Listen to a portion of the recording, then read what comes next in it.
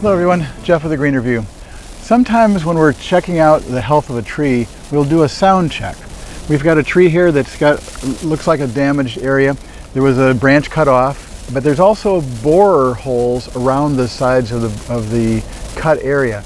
And it looks like the borers might have damaged a larger area around it. Sometimes insects are attracted to fresh cuts because there's sap available and there's damage there already, and the borers in this case looks like might have laid their eggs near that cut branch, and then the borer larva carved an area underneath the bark. And so we need to find out where that's at. We need to get that loose bark off because it'll harbor other insects like carpenter ants and termites. It'll harbor disease organisms that will start decaying the dead material underneath and start hollowing out this tree.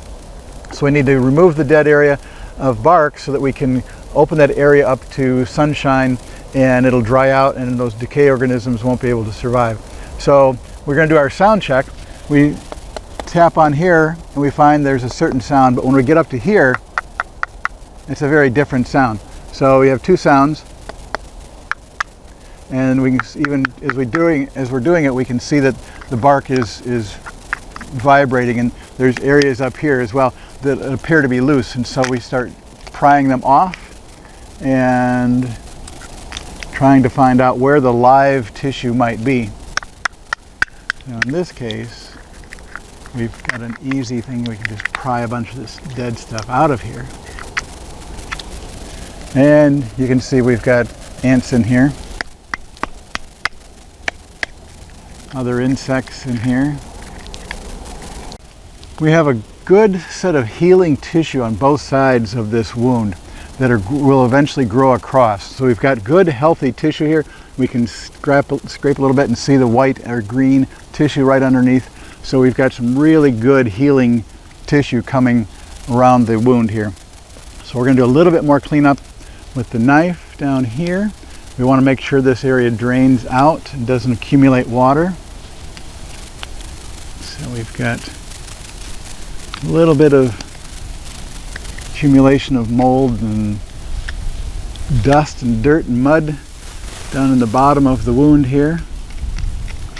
Scrape that stuff out.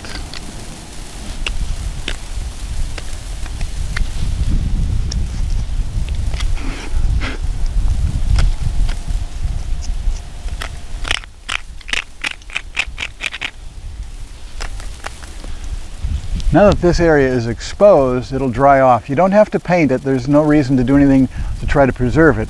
So this area is going to be fine. We've got some bark issues up here, coming off a little more difficultly. Sometimes you can use a wood chisel, sometimes a saw. There's a lot of different tools that can be used to pull off this dead bark. We want to get all the way back to where there's live tissue all the way around. We can see this rolling tissue coming over here, coming over here. There's a little bit area here that I can't find right at the moment. There's another borer hole clear up here. So what we might have to do is go a little bit farther up, and we can see that we've got dead bark here. So, well, and there we have it. We've got good, live, healthy tissue all the way around this wound. It's actually shaping up very nicely to heal. A lot of times it'll start healing straight across, and it'll cause a little bit of a bump that might accumulate moisture in there. But this one's going to, you got the points on both ends, and it'll just seam itself right up. So this will take a few years to grow across and heal, but now that we've cleaned it out, it'll be able to grow over dry wood instead of decaying wood. So in this case, I think we've got a pretty good sized wound here, but it'll heal completely across. So next time you're taking a look at your trees, you might try to do a sound check and remove any loose bark to make sure you've got rid of the insect and disease problems that might develop on the inside of the trunk and decay the trunk away. Appreciate your watching. This has been a Green Review.